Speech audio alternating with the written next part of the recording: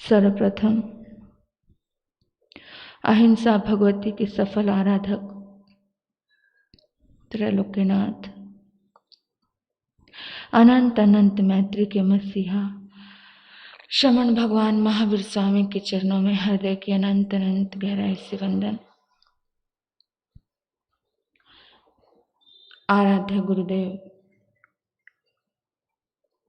आराध्य गुरुनिमया एवं मेरे जीवन में आए हुए समस्त उपकारियों के उपकारों को याद करते हुए उन सभी के चरणों में वंदन नमन प्रणाम करती हूँ। संयम जीवन की सहयोगी प्रिय साध्वी जी, धर्मानुरागी धर्म बंधु एवं बहनों, आप सभी के अंतर में विराजमान आपकी पवित्र आत्मा को नमन करती हूँ। महामंत्र नवकार जैन धर्म जिन शासन की रीढ़ की हड्डी है। कहते हैं हर धर्म का अपना कोई ना कोई मंत्र होता है, लेकिन अगर किसी को कोई मंत्र नहीं आए तो इस मंत्र को जप लेना, क्योंकि इस मंत्र में सारे मंत्र समाहित हैं। इस मंत्र में आता है नमो अरिहंताणं। इस मंत्र में यह नहीं आता है नमो जैन अरिहंताणं। इस दुनिया में जितने भी अरिहंत हुए, जिन्होंने भी अपने भीतर के शत्रुओं को जीत लिया, जो योग्य हो गए, उनकी योग्यताओं को प्रणाम है। वो योग्यताएं हमारे भीतर भी प्रकट हो, ऐसा भाव, ऐसा नहीं लिखा। जो जैन धर्म के अरिहंत हो गए उन्हें नमन। इस मंत्र को कोई बांध नहीं सकता है। इस विश्व में कोई भी व्यक्ति हो जिसने भी इस मंत्र पे श्रद्धा रखी, इस मंत्र ने उसका कल्याण किया है। कहीं ये नहीं कहा है कि नमो जैन सिद्धाणं। ये विश्व का मंत्र है।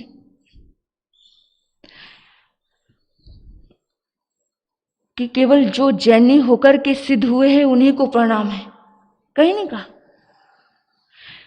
इसमें कहा कि जो सिद्ध हो गए, जो पूर्ण हो गए, उनको प्रणाम है, उनकी योग्यताओं को प्रणाम है, और वैसी योग्यताएं हमारे भीतर भी प्रकट हो। राम हो या हनुमान हो, जब नमो सिद्धाणं कहा तो राम हो या हनुमान हो या महावीर हो या आदिनाथ हो, सभी को एक साथ प्रणाम हो गया, सभी को एक साथ वंदन पहुंच गया। पूरी सृष्टि नमो आर्याणं। जो आचार्य हैं, जो संघ की सुरक्षा करते हैं, जो गण की सुरक्षा करते हैं, जो गण को सही दिशा देते हैं, उनको प्रणाम। केवल जैन आचार्यों को प्रणाम ऐसा नहीं है। इस विश्व में जितने भी आचार्य हैं, जिन्होंने भी रिस्पॉन्सिबिलिटी ली है, कार्यभार संभाला है, उनको प्रणाम। नमो उवझायणं। देखना कहीं जैन नहीं आया। इस मंत्र पे सभी का हक है। और आपको मैं बता दूं, जो धर्म जिसे तुमने जैन कहा, ये जैन तो अभी आपने नाम दिया। ये जो विचारधारा, जैन एक विचारधारा है। जिसने जिन शासन को, जिसने जिन धर्म को माना वो जैन है। जिसने इस विचारधारा को माना वो जैन। यहां पर पर्टिकुलर कोई एक व्यक्ति, यहां जातिवाद का कोई विषय ही नहीं उठता है। लेकिन जिन्होंने विषय उठाया, उन्होंने ईगो की वजह से विषय उठाया और अपने इस सुंदर प्यारे धर्म को क्या कर दिया, मुट्ठी भर कर दिया। कह दिया गर्व से कहो हम जैन हैं। अरे भाई, गर्व क्यों कहते हो? अहंकार क्यों कहते हो? अरिहंत तो कहते हैं, महापुरुष कहते हैं कि अहंकार का त्याग करना। अहोभाव से कहो, भक्ति के भाव से कहो हम जैन हैं।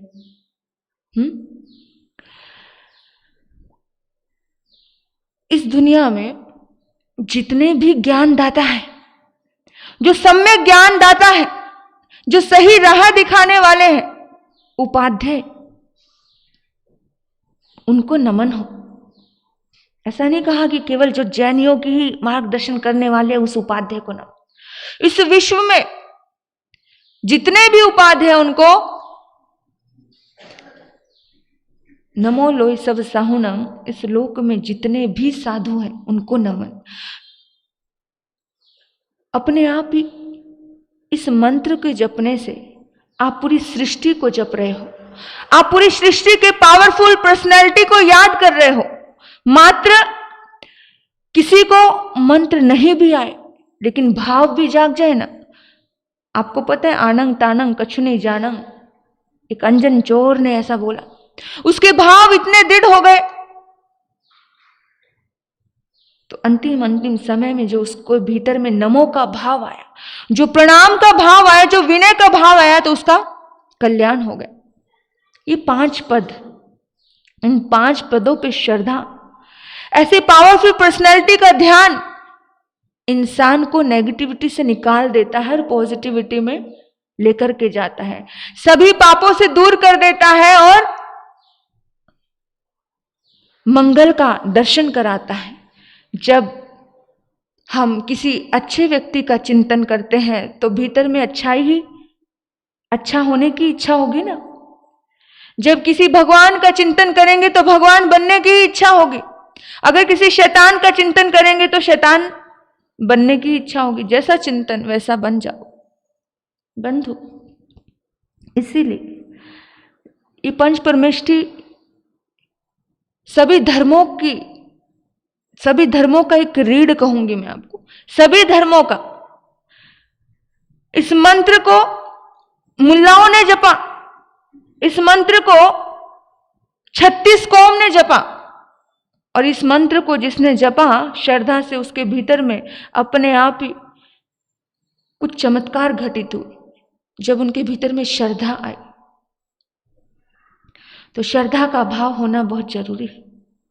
आज नवपद ओली का 3रा दिवस है। नवपद ओली के 3रे दिन की आपको शुभकामनाएं देती हूं, मंगल कामनाएं देती हूं कि नमो आर्याणं का आज दिन है। नमो आर्याणं यानी आचार्यों को वंदन हो, नमन हो। आचार्य संघ की सुंदर संचालन करने वाले होते हैं। आचार्य का रंग पीला होता है।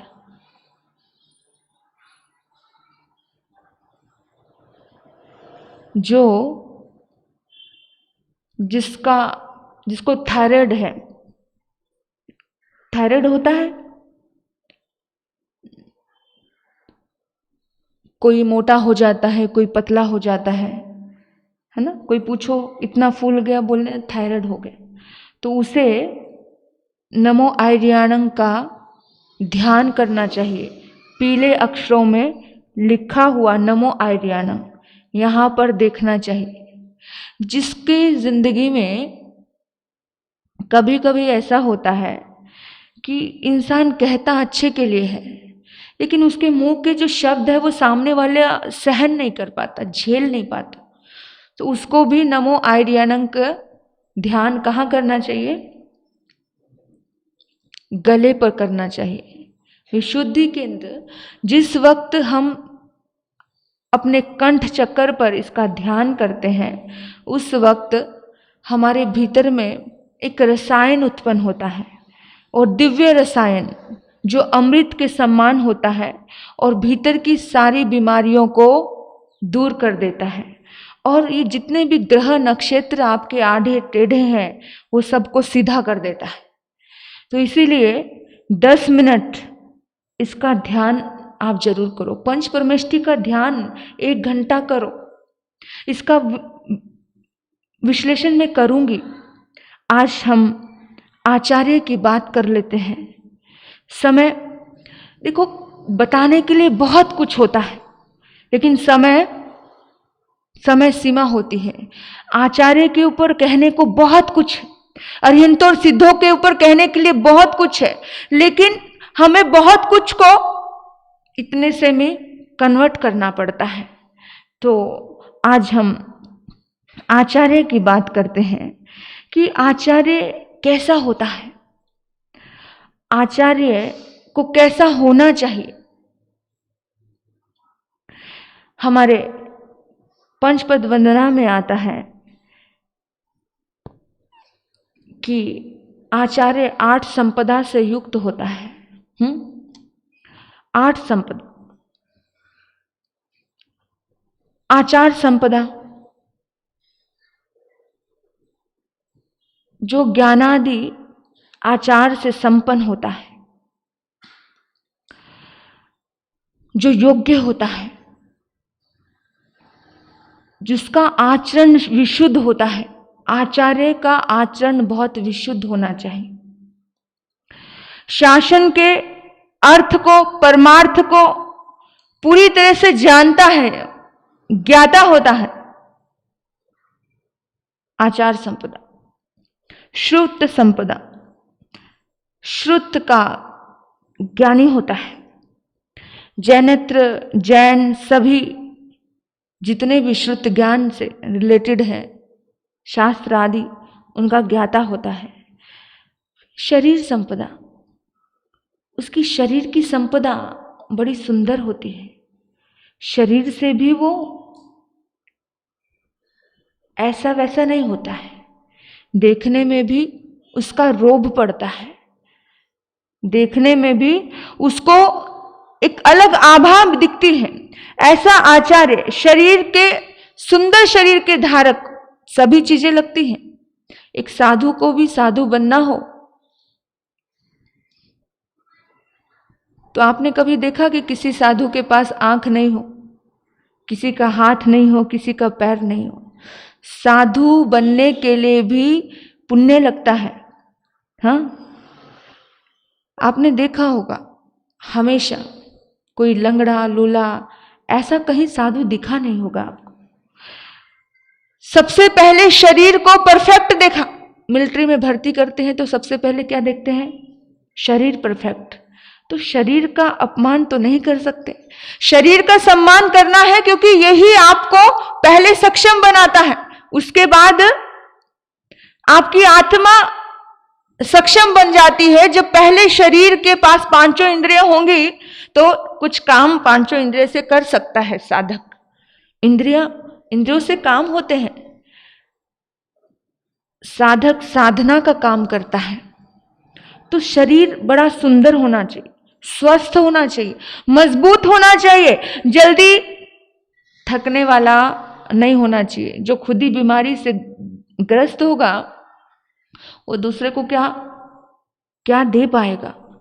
इसलिए शरीर का पुण्य तो हर जन्म में, हर पल पुण्यवानी से मिलता है शरीर। और शरीर का पुण्य अध्यात्म क्षेत्र में भी लगता है और लौकिक क्षेत्र में भी लगता है, संसार के क्षेत्र में भी लगता है। वचन संपदा। संपदा का मतलब समझ रहे हो? संपत्ति। ये आचार्य की संपत्ति होती है। ये संपत्ति होनी ही चाहिए और इस संपत्ति में कमी नहीं आनी चाहिए। वचन संपदा यानी कि आप बाहर में बहुत कुछ देखते हो, बहुत कुछ निहारते हो कि लड़की को जब लड़की देनी होती है अपनी, तो लड़का ढूंढते हो, और जिस वक्त आपको अपनी लड़की की शादी करनी होती है, जवाई सा ढूंढते हो ना, तो कैसा ढूंढते हो? परफेक्ट ढूंढते हो ना। और बहू ढूंढनी होती है तो भी कैसा देखते हो? हाँ, योग्य ही देखते हो, है ना। इसी तरह से हर फील्ड में योग्यता देखी जाती है। बिना योग्यता के कोई साधु नहीं हो सकता, बिना योग्यता के कोई आचार्य नहीं हो सकता। कोई भी फील्ड में तुम बिना योग्यता के टिक नहीं सकते हो। तो इसीलिए इस नवकार मंत्र में ये भाव भाना कि प्रभु तुम योग्य हो और तुम्हारी योग्यताओं को मैं प्रणाम करती हूं और ये योग्यता मेरे भीतर में प्रकट हो, ऐसा भाव भाना आपको। आपको भी योग्य बनना है ना, संपूर्ण रूप से हम सबको योग्य बनना है। तो आप जिस योग्य हो उसी योग्य आपको मिलता है। आप और योग्य बन जाओ, आपको और योग्य मिलना शुरू हो जाएगा। वचन संपदा कैसे? वाक पटुता होनी चाहिए, बोलने का एक सुंदर तरीका होना चाहिए, भाषण सुंदर होना चाहिए, यानी चतुरता होनी चाहिए बोलने में, भाषा का विवेक होना चाहिए, जो भाषा ऐसी हो कि लोगों में श्रद्धा भर दे। आपका बोलना, आपकी बात करने का तरीका लोगों को दिल जीत ले, ऐसा भाषा होनी चाहिए। ये गुण होना चाहिए एक आचार्य में। फिर वाचना संपदा, हर वाचना को देने का सुंदर तरीका होना चाहिए। किसी भी टॉपिक पे बोलने के लिए बोल दो, किसी भी फील्ड में बोलने के लिए बोल दो, आपकी वाचना में ताकत होनी चाहिए कि आपको बांधने की कला आनी चाहिए। आचार्य बैठा और वहां शोर मच रहा है, कोई इधर टहल रहा, कोई इधर टहल रहा, मतलब नहीं। आचार्य के पास ये संपदा होनी चाहिए कि आचार्य जब वाचना देने लग जाए तो उस समय पिन ड्रॉप साइलेंट, वो वाचना की ताकत ऐसी हो जाए, ऐसी ताकत हो जाए कि इतनी कुशलता, इतनी सहजता और इतनी सरलता कि कोई 90 साल का बूढ़ा बैठा है उसे भी इतनी सहज रूप में समझ आए, और नौजवान बैठा है उसे भी इतने सहज रूप में समझ आए, और ये बच्चा भी बैठ जाए उसे भी समझ आ जाए। ऐसी वाचना संपदा शुरुआत में यहीं से शुरू होता है, तभी तो कोई तीर्थंकर बनता है, और तभी तो कोई मालव कोश चलता है, और तभी तो पशुओं को भी, त्रिंचों को भी बात समझ आती है, क्योंकि ये पुरुषार्थ यहीं से करना पड़ता है। लोगों को धर्म तत्व के प्रति स्पष्ट बातें रखने की ये सुंदर वाचना संपदा है। मति संपदा, जो स्वयं की बुद्धि को प्रबल और तीक्ष्ण बना दे, उसे बोलते हैं मति संपदा। कुशाग्र बुद्धि वाला, इमीडिएटली जवाब हाजिर, आपके पास हर बात का जवाब होना चाहिए, और जवाब ऐसा कि सामने वाले के दिमाग में फिट कर जाए। इसको मति संपदा कहते हैं। आजकल एक साधना चलती है शतावधानिक सा, एक साथ में ये साधना आज भी है, लेकिन ये साधना आचार्य को करनी है, करनी ही चाहिए। एक साथ में किसी ने 100 प्रश्न किए तो उसको समझ आ जाना चाहिए कि पहले नंबर पे उसने प्रश्न किया, दूसरे नंबर पे उसने तीसरे, और ऐसे एक साथ में सबको प्रश्नों का जवाब एक साथ में दे।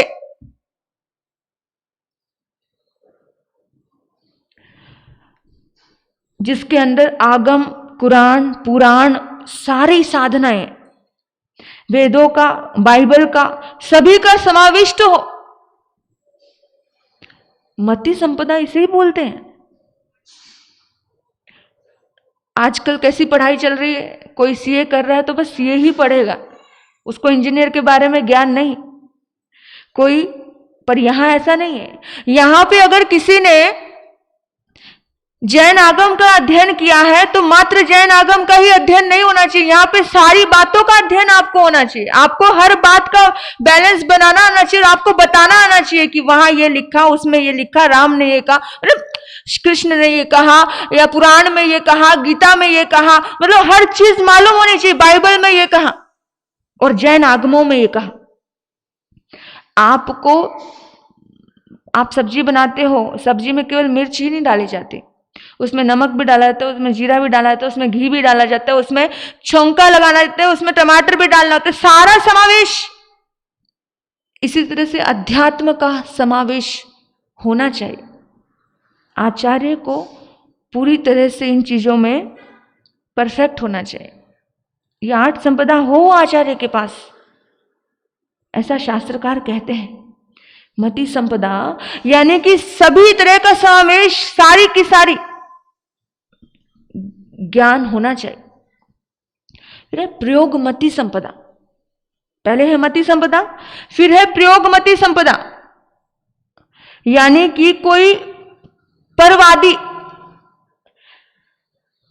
कुछ कुछ बाहर के लोग आ जाते हैं। और कभी कभी पुराने जमाने में तो ये बहुत होता था, क्योंकि पहले के साधक बंद के नहीं रहते थे। पहले के साधक बंद के नहीं रहते थे, चार दीवारियों में तो रहते ही नहीं थे वो। तो कोई भी शास्त्रार्थ करने के लिए आता था। और कभी कभी तो राजे महाराजे अपनी सभा में शास्त्रार्थ करवाते थे। अच्छा, बड़े बड़े आचार्यों को बुला करके, बड़े बड़े पंडितों को बुला करके ये शास्त्रार्थ चलते थे। आजकल वो देखने को नहीं मिलते हैं। कोई भी आ जाए, परवादियों को पराजित करने की कुशलता हो, वो कुशलता होनी चाहिए। अपना पक्ष कुशलता पूर्वक रखना आना चाहिए। प्रयोगोमति संपदा, ये संपत्ति आचार्य के पास होनी चाहिए। कैसे? छोटे छोटे वाक्य में सार हो। आचार्य कभी घंटों तक बोलता नहीं रहता है। जिसे समझ मात्र टेलीग्राम की भाषा में बोलता है। छोटा सा वाक्य, छोटा सा शब्द सामने वाले को पूरा का पूरा, इतना शब्द करेगा सो भरेगा, इसमें सार आ गया, उसे समझ आ गया। इतनी सी बात समझ आ गई, जो करना वो मुझे भोगना है। उसका विश्लेषण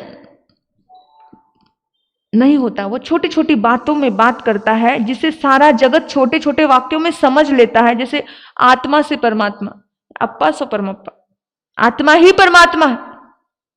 छोटे छोटे वाक्य।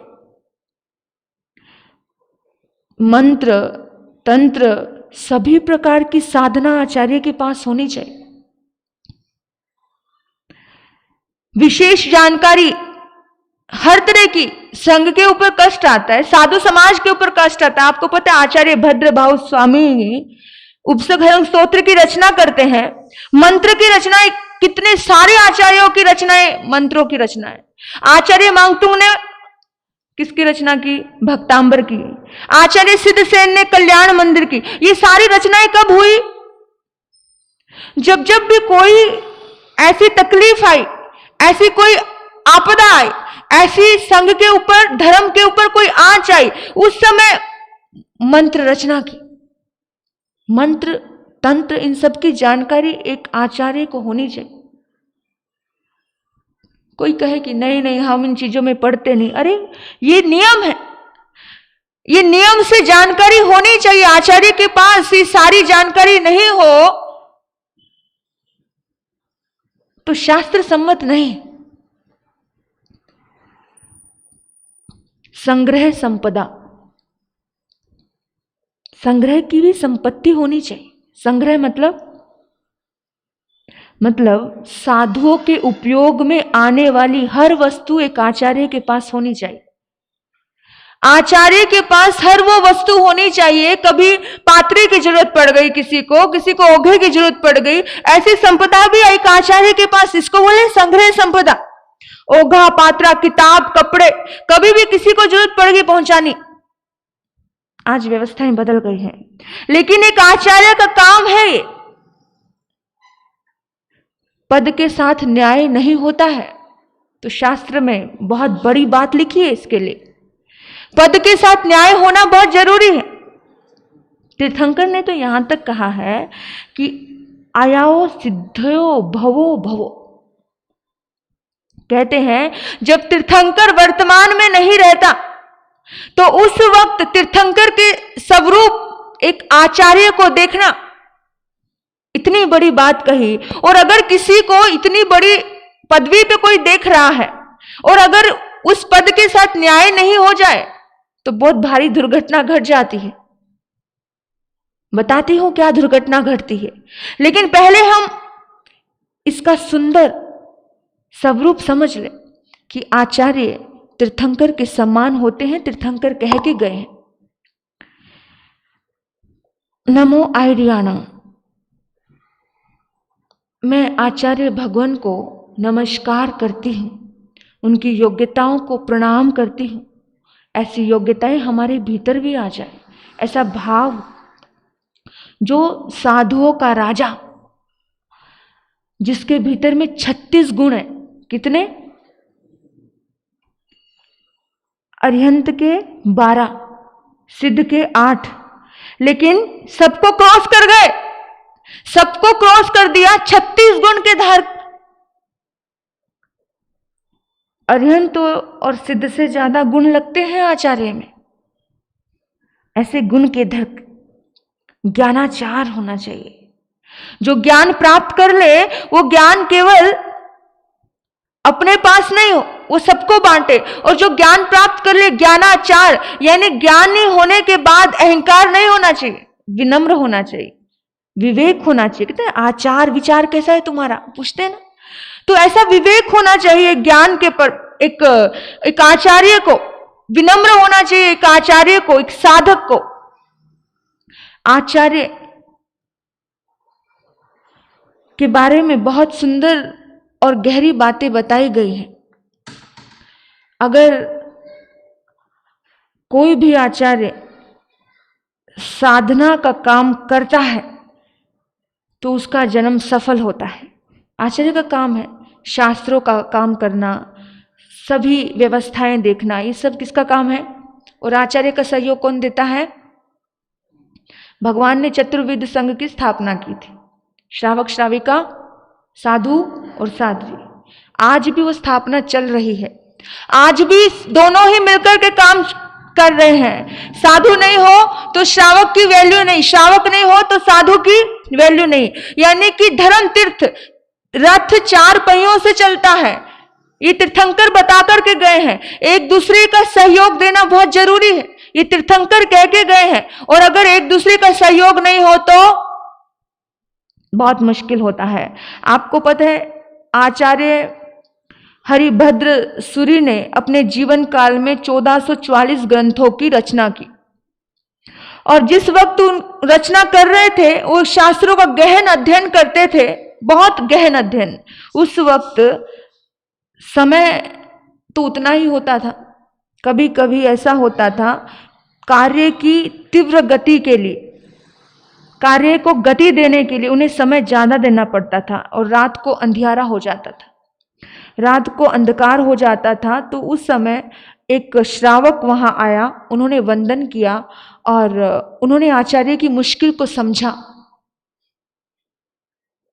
कि आचार्य ग्रंथ की रचना कर रहे हैं और उनको समय ज्यादा चाहिए। तो उस जमाने में लाइटें नहीं थी, श्रावक का फर्ज होता है कि आचार्य को सुविधा करके दे। उस जमाने में लाइटें नहीं थी तो साधक, वो श्रावक गया एक जौहरी की दुकान पर और एक रतन खरीदा। उस जमाने में वो रतन, चमकीला रतन 1 लाख का था। उस जमाने का 1 लाख, जो जिस समय में पगार भी 1-1 रुपया मिला करती थी, उस जमाने का 1 लाख। उसने, उस श्रावक ने 4 रतन खरीदे। कितने? 4 रतन खरीदे और लाकर के गुरु चरणों में रख दिए और कहा, गुरुदेव, आचार्य भगवान, आप इसे स्वीकार करो और इससे अपना लेखन कार्य जारी रखो।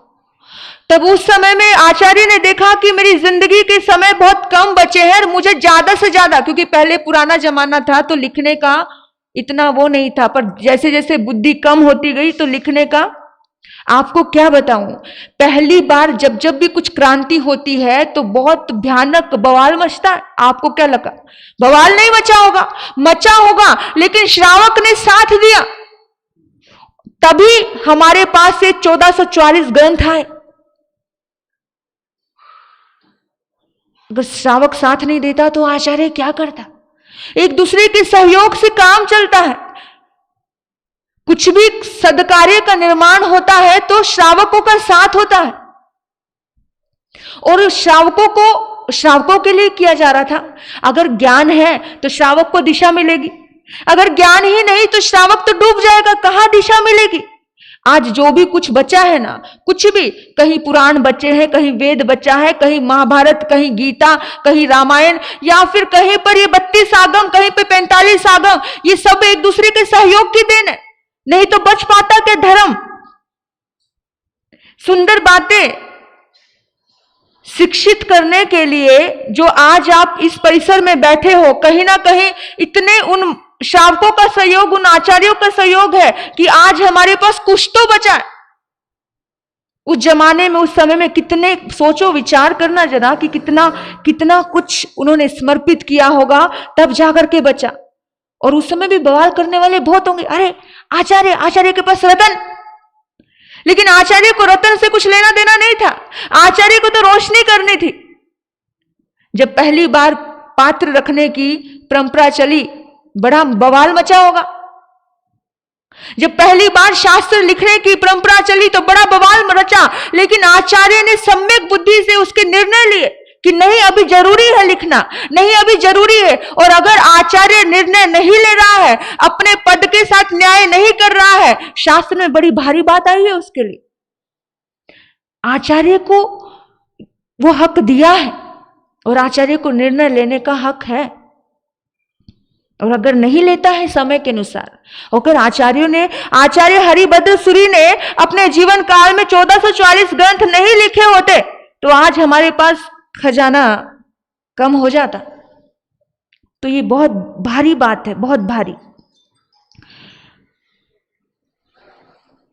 हमारे कहते हैं आचार्य 4 प्रकार के होते हैं। एक आचार्य होते हैं उत्तम, जो अपने शिष्यों को, अपने भक्तों को, साधक परिवार को दैहिक और आत्मिक दोनों रूप से उभारते हैं। दोनों ही रूप से। साधक आता है, शिष्य आता है गुरु के पास, और आकर के वो अपना दुख भी बताता है और अपने आप को उपलब्ध होना भी चाहता है कि मुझे कुछ सही मार्गदर्शन दो।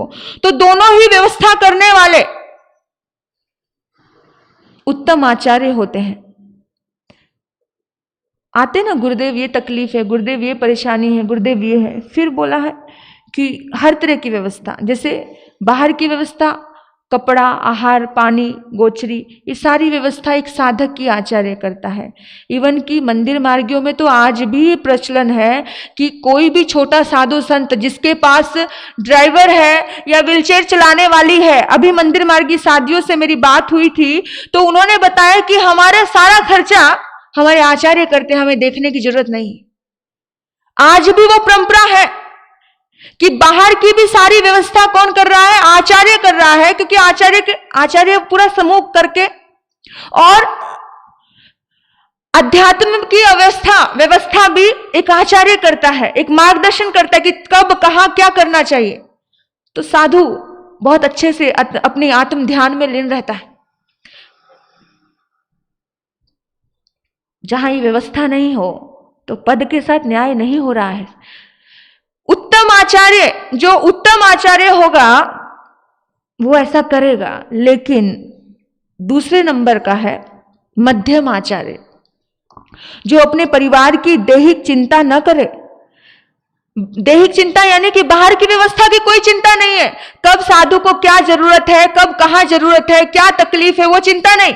सिर्फ आत्मिक चिंता, सिर्फ आत्मा का उत्थान करो। लेकिन खाली आत्मा से काम नहीं चलता है। शरीर लगा है तो शरीर के साथ सारी चीजें लगती हैं, कपड़ा भी लगता है, गोचरी पानी की व्यवस्था भी लगती है, आहार पानी की व्यवस्था भी लगती है, सभी चीजों की व्यवस्था लगती है।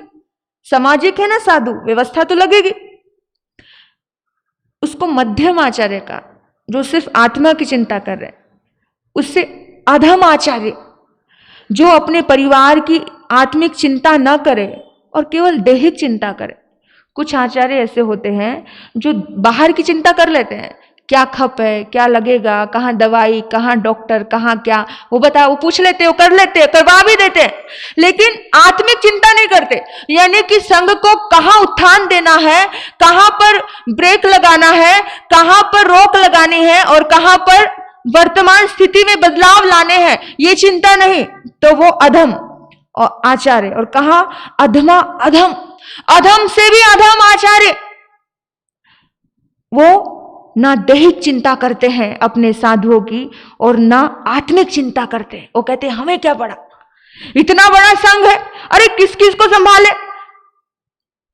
अगर ऐसी बात है तो आचार्य क्यों बने? तो ये शास्त्र सम्मत बातें कह रही हूं, कि मेरी बातें नहीं, शास्त्र की बात है ये, कि जो केवल अपने आप में ही लीन रहता है, जो ना अच्छे का ना बुरे का ना कुछ, सिर्फ अपनी मौज में रहता है, वो आचार्य अधमा अधम। पता है, याद रखना, शास्त्रों में आया है, जैन आगमों में आया है कि कभी भी किसी को भी ऐसे आचार्य पद नहीं दिया जाता है।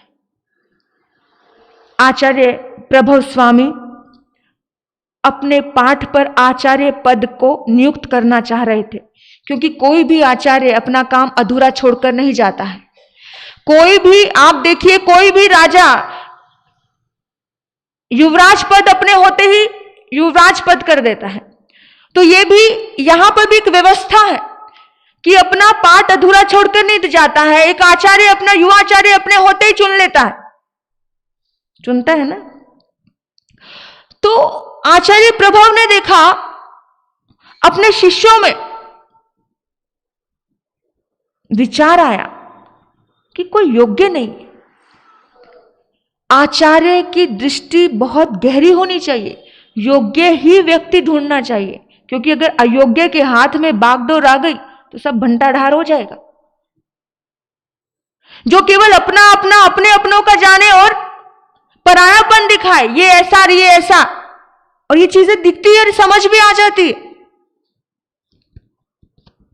जो उन्हें बहुत मानता है, जो चापलूसी कर रहा है, उनके प्रति बड़ा भाव, अलग ट्रीटमेंट, उनका अलग इलाज है। और जो बेचारा नॉर्मल एक आत्मार्थी संत है, उसके प्रति अलग इलाज है। ऐसा नहीं। आचार्य प्रभव ने देखा कि मेरे धर्म संघ में कोई भी योग्य साधु मुझे नजर नहीं आ रहा है, मैं किसको आचार्य पद दूं।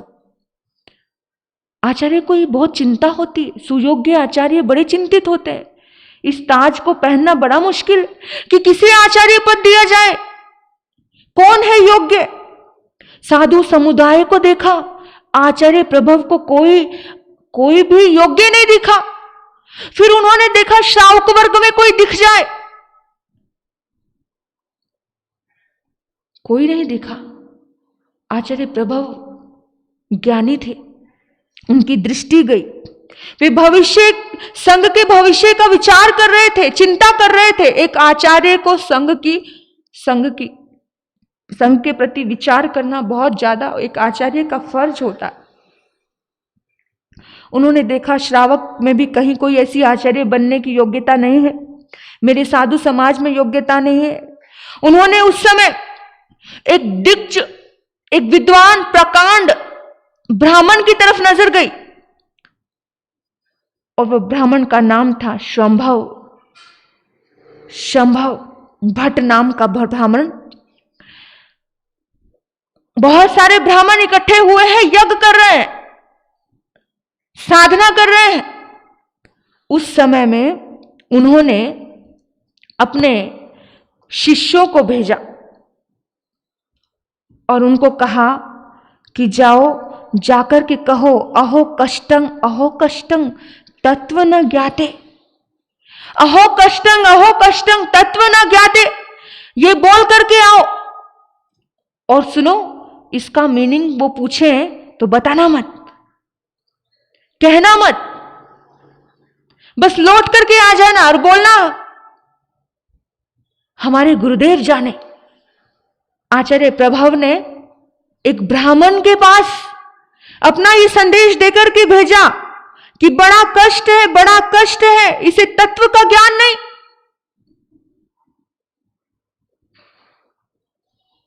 शंभव भट्ट पंडित ये सुनता है और इतनी सी बात सुनकर के बेचैन हो जाता है। क्या दुनिया तो प्रकांड विद्वान समझ रही है, कैसे एकदम से तकलीफ होती है। उसने कहा सुनो, रुको, इसका मतलब बता करके जाओ। साथ में पूछा, ऊंची आवाज से बोला, अरे रुको। बोला अगर इस बात को पूछना है तो हमारे गुरुदेव के पास आ जाना। बस ये बात बोल करके वो भाग गए वहां से। आवाज दी, अरे रुको रुको, लेकिन भागा पीछे आचार्य संभव। आचार्य नहीं था, पंडित था। अभी पीछे भागा, लेकिन वो हाथ नहीं आए, वापस आ गया। आकर के जो सबसे बड़ा विद्वान था, जो सबसे बड़ा पंडित था, उसको पूछा क्या तत्व क्या है? बोला कि अरे यही तत्व है कि यज्ञ करो, पशुओं को बलि दो और उन्हें स्वर्ग पहुंचाओ। यही तत्व है। आपको पता है पहले यज्ञ में बलि दी जाती थी। यही तत्व है और यही सार है। तो स्वंभव पंडित को बड़ा गुस्सा आया। वो कहते हैं जैन मुनि झूठ नहीं बोलते। कितना भी कष्ट आ जाए, मारणांतिक कष्ट भी आ जाए, तो भी जैन मुनि झूठ नहीं बोलते, क्योंकि जैन मुनि झूठ बोलने को पता है क्या मानते हैं? जितना किसी को जान से मारने में पाप है ना, उतना ही किसी के सामने झूठ बोलने में पाप है। तो जैन मुनि झूठ नहीं बोलता है। और डायरेक्ट किसी के सामने इस तरह से बोल देना समझ के बाहर है। तलवार निकाली और सबसे बड़ा पंडित था, उसकी छाती में बैठ गए। बोला सच बता, सच बता, आखिर बात क्या है? ये इतने सारे यज्ञ कैसे संपन्न हो जाते हैं? नहीं, मैं डरूंगा नहीं, सच बताओ। तब डर के मारे उस सबसे बड़े पंडित ने कहा, यज्ञ स्तंभ के नीचे जैनों की श्री शांतिनाथ भगवान की एक प्रतिमा है, उसी के प्रभाव से यज्ञ संपन्न होते हैं। बलि के वजह से कोई काम नहीं होता है। बस यही तत्व है। समझ आ गया। और यज्ञ स्तंभ उखाड़ करके देखा, उस प्रतिमा को निकाला और देखा कि सचमुच वहां पर यज्ञ की सामग्री उन पंडितों को देकर के वो चले आचार्य संभव के पास आ गए। और आकर के आचार्य संभव ने उनको जिनवाणी समझाई, उनको मिथ्यात्व से उभारा और उनको चारित्र ग्रहण करवाया, 14 पुरव का ज्ञान दे दिया। 14 पुरव का ज्ञान देने के बाद प्रभव स्वामी ने उनकी योग्यता देखी। योग्यता देखने के बाद उन्हें अपने आचार्य पद का भार दिया। ऐसे ही किसी को आचार्य पद नहीं दिया जाता। इसी तरह से पद दिया, कब दिया? जब योग्य बनाया। बिना योग्य बनाए पद दे देना, ये समझदारी नहीं होती। आचार्य बनने के बाद अनुशासन का महत्व बढ़ा। आचार्य बनने के बाद आत्माओं का हित करना, सबका, अपना ही हित नहीं, सबका हित देखना। आचार्य अगर सबका हित ना देखे, अपना कार्य, अपना न्याय ना करे, तो शास्त्रकार कहते हैं दुर्गति में जाने से उसे कोई रोक नहीं सकता। अपने पद का गलत न्याय करे तो आचार्य का कर्तव्य है। प्रभु के शासन में आचार्य पद को राजा के समान स्थान दिया। जिस प्रकार राजा का अनुशासन सारी प्रजा को मान्य होता है, उसी प्रकार एक आचार्य का अनुशासन पूरे धर्म संघ को मान्य होता है। आचार्य स्वर्ण के समान होते, सोने के समान होते। सोना जैसे अपनी क्रांति बिखेरता है, इसी तरह से एक आचार्य अपनी क्रांति बिखेरता है, अपनी योग्यताओं से दुनिया को सुशोभित करता है। जिस गच्छ में आचार्य नहीं होते, उपाध्याय नहीं होते, स्थविर नहीं होते, गणावच्छेक नहीं होते, ये 5 पदाधिकारी अगर नहीं होते हैं, उसे गच्छ नहीं कहा जाता, उसे संघ नहीं कहा जाता। संघ में ये सब होते हैं, और अगर ये नहीं है तो वह चोर की पल्ली, यानी कि चोरों का अड्डा है, ऐसा शास्त्रकार कहते हैं। आचार्य का पालन करने वाले, जो आचार का पालन करे, जो विचार करे विवेक से, उसे आचार्य कहते हैं। उपाध्याय सूत्रों का ज्ञान करवाते हैं, ज्ञान आचार्य नहीं करवाता। सूत्रों का ज्ञान कौन करवाता है? आप। आचार्य दिशा देता है, आचार्य सूत्र देता है, सूत्रों का ज्ञान उपाध्याय करवाते हैं। प्रवर्तक संयमी साधक को और उत्साह देते हैं। जो आलसी बने हैं हुए साधक है, उनको प्रवृत्त करते हैं, उन्हें आगे बढ़ाते हैं। स्थविर जो साधक हैं वो संयम में शिथिल बनने वाले साधक को संयम में स्थिर करते हैं। गणा व छेदक जो साधक हैं वो गच्छ के लिए भी जो बहुत आवश्यक कार्य है वो करते हैं। तो इस तरह से किसी भी गच्छ में ये 5 पदाधिकारी होना बहुत जरूरी होते हैं। इस बात का विशेष रूप से हमें ध्यान रखना चाहिए कि क्या हमारे भीतर में, हमारे संघों में ये 5 पदाधिकारी, जिस देश का राष्ट्रपति नहीं हो वो देश अनाथ होता है। जिस देश में, जिस समाज में पदाधिकारी नहीं हो उस समाज की कोई वैल्यू नहीं होती है। जिस संघ में, जिस परिवार में मुखिया नहीं हो तो उस परिवार की कोई वैल्यू नहीं होती है। इसी तरह से जिस देश में राष्ट्रपति ना हो, जिस समाज में, जैसे आप लोगों के इधर भी हर समाज में एक व्यवस्था है ना, एक संघ है, एक कुछ ट्रस्टी गण है, ये व्यवस्था है। अगर ये साधु समाज में व्यवस्था नहीं है तो वो समाज अनाथ है। अगर साधु समाज में ये व्यवस्था नहीं है तो आचार्य का साया नहीं है तो संघ अनाथ होता है। इसलिए संघ को कभी अनाथ नहीं छोड़ा जाता। एक आचार्य पहले से एक सुंदर व्यवस्था कर देता है युवाचार्य की। इस बात का विशेष रूप से ध्यान रखना है कि भी किस तरह से हमारे जीवन यात्रा में एक आचार्य का योगदान होता है, क्योंकि आपको समझ होगा, आपको नॉलेज होगी तो आप समझा पाओगे, क्योंकि एक दूसरे के हम सहयोगी हैं, एक दूसरे के साथी हैं। आचार्य की आज्ञा का पालन किया जाता है। एक गुरुकुल में एक आचार्य थे और आचार्य के अंदर बड़ी बुद्धि होती। आचार्य को गणनायक कहा जाता है, गणधर कहा जाता है, गणेश कहा जाता है। पता है गणेश जी के कान कितने बड़े बड़े होते हैं? तो एक आचार्य के कान इतने बड़े होते हैं। वो बहुत सुनता है, बहुत सुनता है, बहुत सुनता है, और आंखें बड़ी पैनी होती, वो बहुत अच्छे से देखता है।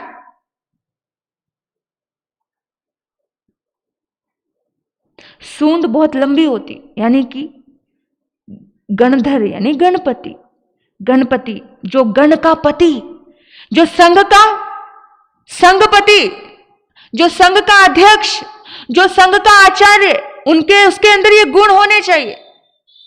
वो बोलता कम है, वो देखता ज्यादा है, वो सुनता ज्यादा है, और बोलता बड़ी स्टिक शब्द है, गहरा शब्द है। और उस गहरे शब्द में बार बार कोई देखो, बार बार टिक्का टिप्पणी करते रहे, टिक टिक करते, टिक टिक करते, कोई नहीं सुनेगा। एक ही बार बोलता है और बड़े प्रेम से बोलता है और बड़े समझदारी से बोलता है, तभी कोई सुनेगा। पूरे संघ को संचालन करवाना है, सभी को सुनाना है, तो समझदारी से। इतने दुर्गुण आते हैं, इतने दुर्गुण आते हैं, आसपास कोई कुछ कह रहा है, कोई कुछ कह रहा है, कोई कुछ कह रहा है, लेकिन अपने दिमाग से, अपनी समझ से वो निर्णय लेता है। बहुत लोगों ने कहा होगा आचार्य हरिभद्र को, जिन आचार्य आर्य रक्षित को, ये पूरे आचार्यों ने बड़ी क्रांति की है, उन क्रांति को भूल गए। इतनी क्रांति की है तभी हम यहां बैठे हैं, नहीं तो वही दलदल, वही पुरानी चीजें, वही सब, और पुराने की पकड़ लेकर के हम चल नहीं पाते। ये धर्म संघ आज जो टिका है वो नए और पुराने का कॉम्बिनेशन से टिका है, और बहुत कुछ बदलाव आया, बहुत सी चीजें चेंज हुई, बहुत शास्त्र लिखे गए। लिखना भी पाप मानते थे उस जमाने में, पता है आपको? जब वक्त था, पुराना सोच था, लिखना पाप। तो इस बात का बहुत ध्यान रखना। एक आचार्य को सारी चीजें मालूम होती है, कहाँ किसको क्या कहना है, क्या बोलना है, कितना बोलना है। अच्छा, आचार्य को सब मालूम होता है। समझदार जो आचार्य होते हैं वो अपने आसपास रहे हुए को, जो योग्य शिष्य होते हैं उन्हें दूर भेज देते हैं, जो अयोग्य होते हैं उन्हें पास रखते हैं। क्योंकि जो समझ, आप देखिए, आप घर में, आपके घर में आपका बेटा, 2 बेटे हैं, एक बहुत समझदार है, एक बड़ा विद्वान है, बड़ा, उसको आप व्यापार अलग करवा देते हो, लेकिन एक बुद्धू है, एक मूर्ख है, उसको अपने साथ रखते हो ना। तो आचार्य जो थोड़ा मूर्ख है, जो थोड़ा सा ध्यान नहीं रख पा रहा है, जिसको अपने आप में स्टैंड नहीं है, जो सेल्फ डिपेंड नहीं है, उसे अपने पास रखते हैं। जो समझदार होता है तो महावीर गौतम को दूर भेज देते हैं। जो समझदार होता है उसको प्रचार प्रसार के लिए भेजा जाता है। कोई भी गुरु हो और कोई भी पिता हो वो ऐसा ही करता है। उसे पता है कि संभाल लेगा, उसे पता है इसके ऊपर रिस्पॉन्सिबिलिटी का भार दो तो ये संभाल लेगा, इसलिए योग्य व्यक्ति को ही दूर भेजा जाता है। लेकिन कुछ लोगों की शिकायत हो जाती है, हमें दूर कर दिया, पर ऐसा नहीं होता है। उसके आचार्य को इतनी समझ होती है कि ये योग्य है, इसलिए तो उसे परमिशन दी जाती है कि तुम विचरण करो, तुम धर्म प्रचार करो, तुम अच्छा काम कर सकते हो। बिना योग्यता के किसी को दूर नहीं किया जाता है, अयोग्य व्यक्ति को तो आसपास रखा जाता है। तो अगर एक बेटे के मन में एक भाव आए, एक बेटे के मन में चिंता आए कि दूसरे भाई को अपने पास अपने दुकान में बिठाया और मुझे अलग कर दे, नहीं। एक शिष्य के मन में यह भाव आए कि उसको पास और मुझे अलग, ऐसा नहीं सोचना। क्योंकि समझदारी से सोचना कि गुरु ने हमें परखा, गुरु ने हमें विद्वान समझा, गुरु ने हमें काबिल समझा, इसलिए दूर रखा, इसलिए हमें आज्ञा दी, इसलिए हमें हमारे ऊपर सोचना विचार करना, ये सब चीजें जरूरी। गुरुकुल में एक आचार्य सभी को अपने अपने काम सौंप देता है। पहले गुरुकुल परंपरा थी, सभी को अपना अपना काम, किसी को पात्रे साफ करने हैं, किसी को गोश्री करनी है लानी है, किसी को स्वाध्याय करवाना है, किसी को प्रवचन देना है। सबका अपना अपना काम बांटा होता है ना। इसी तरह से सबका अपना अपना काम बांटा हुआ था, सब अपना अपना काम बांट रहे, सब अपना अपना काम कर रहे थे। तो उस काम के भीतर में एक बच्चा आ गया। उस बच्चे ने कहा कि मुझे भी ज्ञान चाहिए, मुझे भी नॉलेज चाहिए। गुरु ने उसको कहा कि तुझे एक ही काम है, गुरुकुल में चावल कूटना है। आचार्य कहते हैं चावल कूटना, बोलना नहीं कुछ भी। सालों साल बीत गए, चावल कूटता रहा, एक शब्द नहीं बोला, बस वो चावल की ठक ठक ठक ठक देखता। सब कहते हैं आकर के, हर विद्यार्थी, हर बच्चा, हर शिष्य कहता आज गुरु ने ये पढ़ाया, आज आचार्य ने पढ़ाया, आज आचार्य ने पढ़ाया, लेकिन उसको कुछ नहीं पढ़ने को मिला। वो निर्दोष बालक जवान हो गया, जवान होने के बावजूद भी उसको कुछ नहीं आता। एक दिन आचार्य को आचार्य पद देना था और आचार्य को ढूंढना था किसी योग्य व्यक्ति को। कैसे योग्यता परखी जाए किसी की? उसने एक प्रश्न दिया कि आत्मा क्या है और मोक्ष क्या है। लिख दिया, बोर्ड पे लिख दिया, आत्मा क्या है और मोक्ष क्या है। इतने बड़े बड़े विद्वान, प्रकांड पंडित जो इतना पढ़ चुके थे, किसी को विश्वास नहीं हुआ अपने ऊपर कि क्या लिखें। सब डर गए, सब भाग रहे हैं, कोई कुछ नहीं कह रहा है। वो कहते उसी को आचार्य पद मिलेगा जो इस प्रश्न का समाधान देगा। इतनी आत्मा के ऊपर बातें सुनी थी, इतनी मोक्ष के ऊपर बातें सुनी थी, लेकिन कोई भी जवाब नहीं दे पाया। उस जो चावल कूटता है ना, उसको लिखना भी नहीं आता है। उसने एक विद्यार्थी को बुलाया, बोला लिखना बोर्ड पे। बोला क्या लिखूं? जब अनुभव ही नहीं है तो क्या लिखूं? बोला लिख। बोला नहीं, मैं अपना नाम नहीं लिख सकता। बोला तू नाम मत, पर लिख दे मेरे कहने से। उसको लिखना भी नहीं आता, वो जो चावल कूट रहा है, पर सालों से चावल कूट रहा है।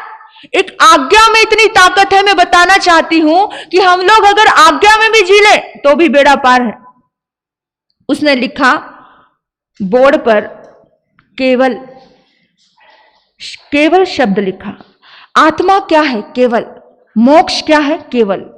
उसने लिखा लोग कहते हैं आत्मा दर्पण के समान है और कर्म उसके ऊपर लगे हुए हैं, लेकिन मुझे तो यहां कोई कर्म नहीं दिख रहा है, यहां कोई धूल नहीं दिख रही है, यहां कुछ भी नहीं दिख रहा है मुझे तो।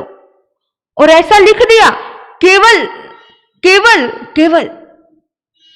और जैसे ही सुबह उठ करके एक आचार्य ने देखा कि कोई दर्पण है ना कोई धूल है, ऐसा जान लेता है वह मोक्ष को उपलब्ध हो जाता है। और हैरानी की बात, अगले दिन आचार्य आए, आचार्य ने देखा ये किसने लिखा, बिना नाम का। आचार्य समझ गए वो इतने सालों से जो मौन है, जो चावल कूट रहा है, पहुंच गया उसके पास और पूछा तूने लिखा? बोला भाव तो मेरे, तेरे भाव, ज्ञानी हो गया है, ज्ञान को उपलब्ध हो गया है तू। और याद रखना, ज्ञानी व्यक्ति को विद्वानों के बीच में रहना बड़ा मुश्किल हो जाता है। समझना, विद्वान अलग होता है, ज्ञानी अलग होता है। ज्ञानी व्यक्ति को विद्वानों के बीच में रहना बड़ा मुश्किल होता है। मूर्ख व्यक्ति ही विद्वान को समझ सकते हैं, ज्ञानी व्यक्ति को ना विद्वान समझता है। तू भाग जा यहां से, तू चला जा जंगलों में। और कहते हैं आचार्य उसे भगा देते। आचार्य योग्य थे, समझदार थे, आचार्य पद नहीं दिया उसे, क्योंकि वो आचार्य से कहीं ऊपर निकल चुका था। आचार्य से कहीं ऊपर, इसलिए गौतम स्वामी को आचार्य पद नहीं दिया गया। गौतम स्वामी को नहीं दिया, सुधर्मा स्वामी को दिया गया। जो ज्ञानी हो जाता है, मूर्ख लोग ज्ञानी की बात समझ ही नहीं पाते। मूर्ख लोग ज्ञानी की बात समझ नहीं पाते। इसलिए आचार्य अलग होता है। आचार्य को सब करना पड़ता है, साम दाम दंड भेद नीति संप्रदायवाद बहुत देखना पड़ता है। ज्ञानी ये कर ही नहीं सकता। समझ आई मेरी बात? ज्ञानी ये चीजें नहीं कर सकता। ज्ञानी अलग चीज होती।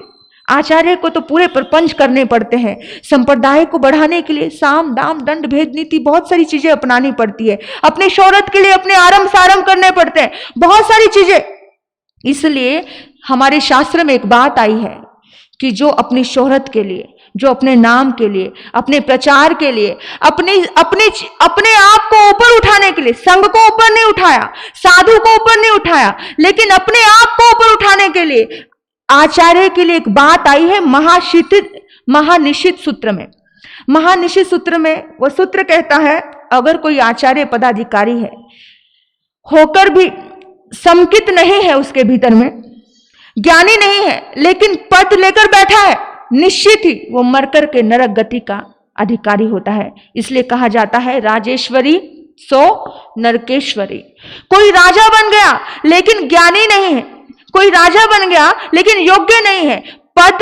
पद तो आ गया लेकिन वो पात्र नहीं था। कोई अध्यक्ष बन गया लेकिन योग्यता नहीं है। अरे पद होने के बावजूद भी अगर अपने पद से न्याय नहीं है, शास्त्रकार कहता है उसके लिए जो राजा है, जो मुखिया है, मुखिया भी होता है ना, घर का मुखिया, जो नेता है या जो आचार्य है, शास्त्र में कहा है कि जो कोई भी अपनी दुर्गति का रास्ता खोल देता है अगर वो पद के साथ न्याय नहीं करता है। पद होना, पद के अनुरूप योग्यता होना बहुत बड़ी बात है। अगर पद के अनुरूप योग्यता नहीं है तो इसलिए उसका नरक पक्का है। आप किसी भी पद पे हो, आप सास के पद पे हो, आप बहू के पद पे हो, आप पत्नी के पद पे हो, आप पति के पद पे हो, आप मुखिया के पद पे, अगर अपने पद के साथ न्याय नहीं किया है तो निश्चित ही दुर्गति है। शास्त्रकार कहते हैं दुर्गति।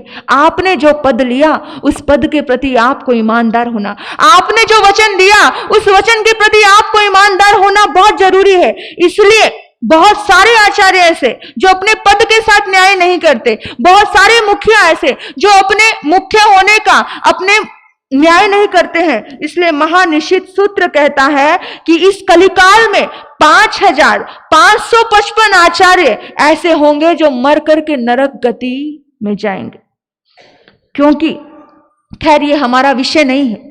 हमारा विषय तो केवल आचार्य पद की गरिमा को समझाना है कि आचार्य पद को कैसे गरिमापूर्ण रहना है। जो गरिमापूर्ण आचार्य होते हैं वो महावीर की वाणी को समझते हैं और महावीर की वाणी को विख्यात करते हैं। याद रखना, अरिहंतों का शरणा कहा है, सिद्धों का शरणा कहा है। आपको पता है मंगल पाठ सुनाते हो, अरिहंत का शरणा, सिद्ध का शरणा, लेकिन आचार्य का शरणा नहीं कहा है। साधु का शरणा कहा लेकिन आचार्य का शरणा नहीं कहा। क्यों नहीं कहा? साधु का शरणा क्यों कहा, आचार्य का शरणा नहीं कहा? आचार्य बहुत थोड़े होते हैं और जो योग्य हो, बहुत कम आचार्य योग्य होते हैं। नहीं तो आज आप देख रहे हो हर गच्छ में कितने कितने आचार्य भरे पड़े हैं। और आचार्य हो, जो आचार्य सही में आचार्य हैं, अक्सर जो योग्य होते हैं वे पद पर होते ही नहीं है। याद रखना कि जो पद पर है, खैर हमें इन चीजों में नहीं उलझना, लेकिन हमें समझना है शास्त्रों की बात, क्योंकि हम समझेंगे, अगर शास्त्रों की बातों को समझेंगे तो हमारे भीतर में एक गहराई। जितने भी आचार्य हुए, आपको पता है, जितने भी आगे जिन धर्म को, जिन शासन को संभाला, आचार्य संभव ने संभाला, वो सारे ब्राह्मण हुए। आचार्यों को लगा ही नहीं आसपास अपने शिष्यों में कोई आचार्य पद देने की ताकत नहीं लगी, तो आचार्यों ने बाहर खोजा। इसलिए जितने भी गणधर हुए सारे ब्राह्मण हुए। सारे ब्राह्मण महावीर उन्होंने देखा कि इनमें काबिलियत है, इसलिए आचार्य संभव बने जिन्होंने दशवें कल्प सूत्र की रचना की। तो काबिलियत जहां हो वहीं से उठानी चाहिए। मत सोचना हमारे धर्म संघ में, हमारे इसमें भी एक विवाद आया था कि आज युवाचार्य के ऊपर बात आई थी कि जिस वक्त में, जिस समय में ये सम्मेलन हुआ था, सम्मेलन से पहले संघ में एक विघटन हुआ था कि उपाध्याय विशाल मुनि जी जो सुमति प्रकाश जी महाराज साहब के शिष्य थे और वो भी ब्राह्मण है और उनका वो विद्वान है और प्रकांड विद्वान है, कमी नहीं थी, लेकिन समाज में ये बात आई कि वो जैन नहीं है। लेकिन कोई सोचे कि शास्त्र में जितने भी साधु हुए, जितने भी ब्राह्मण हुए, जितने भी गणधर हुए, सभी तो आचार्य हुए। समझ आ रहा है? जो योग्य होता है वही आचार्य होता है। अयोग्य को अगर पुण्यवाणी से पद मिल जाए तो नरकगामी होता है। तो आचार्य के लिए बहुत सुंदर व्यवस्था होनी चाहिए। आचार्य अपनी 8 संपदाओं से युक्त होना चाहिए, 5 स्मृति 3 गुप्ती की साधना करने वाला होना चाहिए। अगर आचार्य में पद के प्रति न्याय करने की ताकत है तो निश्चित ही वो आचार्य मोक्षगामी होता है, देवगामी होता है, देवलोकगामी होता है। तो जिसकी जिंदगी में पद के प्रति न्याय करने की ताकत है वही इस भव और परलोक में सुखी होता चला जाता है। तो आज ओम ह्रीं श्रीं नमो आयर्याणं की आपको 36 माला करनी है, जो विधि सहित कर रहे हैं। ओम ह्रीं श्रीं की, ओम ह्रीं श्रीं नमो आयर्याणं का 36 माला और 36 नमोथुणं से उनको वंदन करना है, 36 लोगस 36 तिकुतो, इस तरह से ये विधि आपको करनी है। जो लोग आइम्बिल ओली तप कर रहे हैं उनका बहुत बहुत धन्यवाद है, उनको बहुत बहुत अभिनंदन है, क्योंकि जिन्होंने ये पंच परमेष्ठी के पद को स्वीकार किया है और हमें योग्य को ही वंदन पहुंचता है। इस पंच परमेष्ठी में योग्यता को ही वंदन पहुंचता है, अयोग्य को वंदन जाता ही नहीं। इसलिए क्लियर फंडा एकदम क्लियर है। पंच परमेष्ठी में जितने भी योग्य आचार्य हैं उन योग्यताओं को नमन हमारा पहुंच ही रहा है। तो आप सभी इसकी ज्यादा से ज्यादा आराधना करना, आचार्य पद को हम वंदन और नमन करते हैं। ओम शांति, ओम शांति।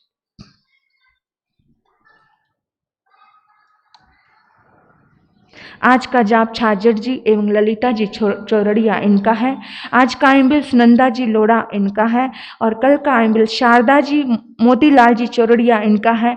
और लंबी आइम्बिल तपस्या में तो हमारी मीरा बाई जी लुनिया माता जी कर ही रहे हैं। भगवान महावीर चरणों से कोटीच्या वंदन। यापूर्वी जी जागृती महाराज तथा वत्सलाजी महाराज इनके चरणों से कोटीच्या वंदन।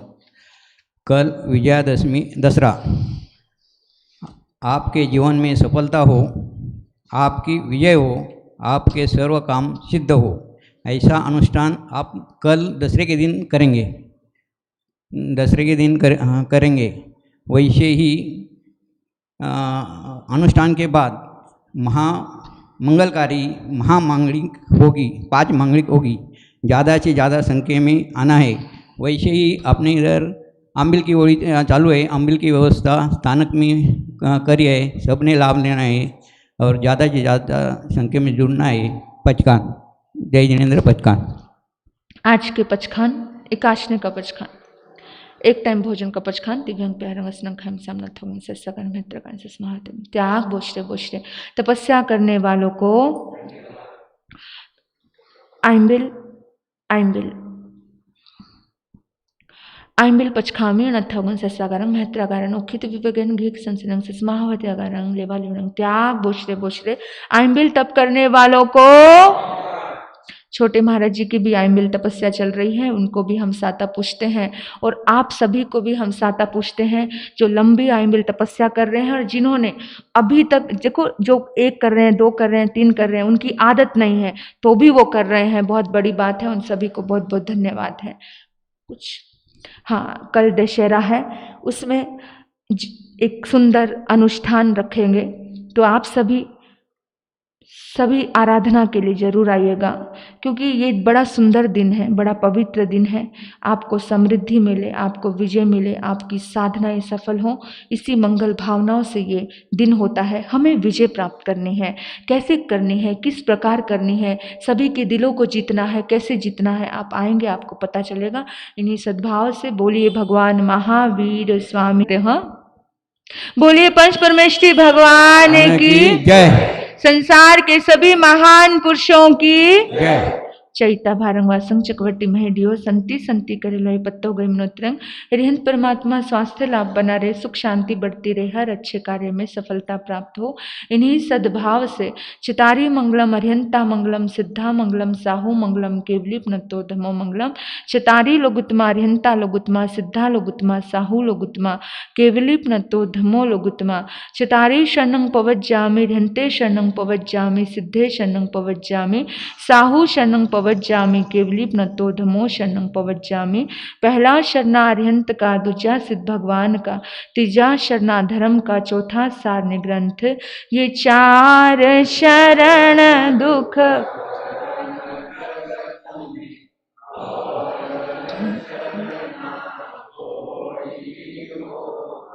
जो भव प्राणी करे आराधन, उसका जर अमर पद होगा, उसका सदा ही मंगल होगा।